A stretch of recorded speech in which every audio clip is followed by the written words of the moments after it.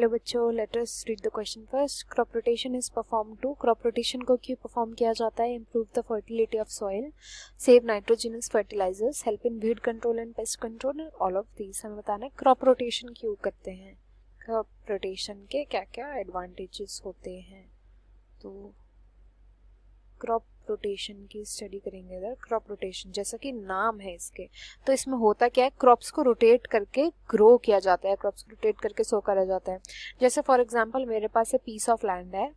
इस piece of land पर ही मैं एक सीजन में, फर्स्ट सीजन में, पहला सीजन है जो मैंने उसमें कोई एक क्रॉप उगाई, फिर सेकेंड सीजन में मैंने सेम क्रॉप को ना उगा करके कोई दूसरी अनदर क्रॉप, कोई दूसरी क्रॉप ली एंड देन उसको उगाया.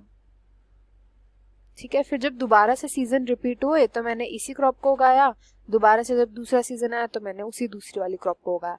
तो ऐसे करके मैं क्या कर रही हूँ, रोटेशन में क्रॉप्स को जो है ग्रो कर रही हूँ. पहले मैं एक क्रॉप को ग्रो करती हूँ, फिर मैं दूसरी क्रॉप को ग्रो करती हूँ. उससे क्या होता है, देखो जो क्रॉप्स यहाँ पे हम चूज करते हैं ना, इन क्रॉप्स की जो रिक्वायरमेंट होती है, न्यूट्रिशन की जो रिक्वायरमेंट होती है वो डिफरेंट होती है, डिफरेंट न्यूट्रिशन की रिक्वायरमेंट होती है. तो उसकी वजह से क्या होता है कि इस जमीन के अंदर जो भी मिनरल्स प्रेजेंट होंगे ना, वो मिनरल्स अच्छे से यूज हो पाएंगे. ऐसा नहीं होगा कि दोनों क्रॉप्स जो होते हैं सेम टाइप के मिनरल्स को एब्जॉर्ब कर रहे हैं और उसकी वजह से लैंड के अंदर, इस जमीन के अंदर मिनरल्स की कमी पड़ जाए. क्यों? ऐसा नहीं होगा, क्योंकि इन दोनों ही क्रॉप्स की जो रिक्वायरमेंट है वो डिफरेंट होते हैं.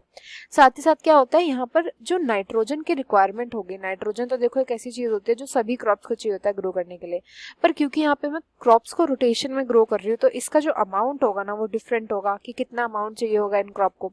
तो इसलिए क्योंकि नाइट्रोजन भी एकदम से खिंचा नहीं जा रहा सॉइल के अंदर से खूब सारा, तो नाइट्रोजन भी कैसा रहता है, धीरे धीरे करके जो है जमीन के अंदर से जाता है. उसकी वजह से हमें बहुत ज्यादा अमाउंट में फर्टिलाइजर को यूज नहीं करना पड़ता. और जब फर्टिलाइजर बहुत ज्यादा यूज नहीं करते तो उसकी वजह से क्या रहता है कि लैंड जो होती है वो फर्टाइल रहती है, लैंड फर्टाइल रहती है. फर्टिलाइजर वैसे भी लैंड को खराब करते हैं, किसी भी जमीन को खराब करते हैं बहुत, अगर ज्यादा यूज किया जाए तो क्योंकि फर्टिलाइजर यहाँ पर यूज ही नहीं हो रहे, बहुत कम यूज होते हैं, तो लैंड जो होती है वो फर्टाइल रहती है. साथ ही साथ यही जो हमारी जमीन होगी ना, इसमें हम पेस्ट कंट्रोल भी इजीली कर सकते हैं, पेस्ट कंट्रोल भी इजीली हो जाता है. एंड जो वीड्स होते हैं, वीड्स, इनको भी हम कंट्रोल कर सकते हैं. क्यों? क्योंकि इन दोनों ही, क्योंकि ये जो दोनों के दोनों क्रॉप्स जो हम उगा रहे हैं, इन दोनों की रिक्वायरमेंट भी डिफरेंट डिफरेंट है. इन पे जो पेस्ट आएंगे वो भी डिफरेंट होंगे, वीड्स होंगे वो भी डिफरेंट होंगे, तो इनको कंट्रोल करना ज्यादा इजी हो जाता है.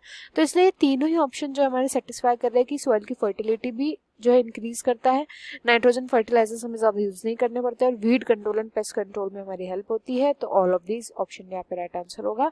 I hope you understood well. Best of luck and thank you.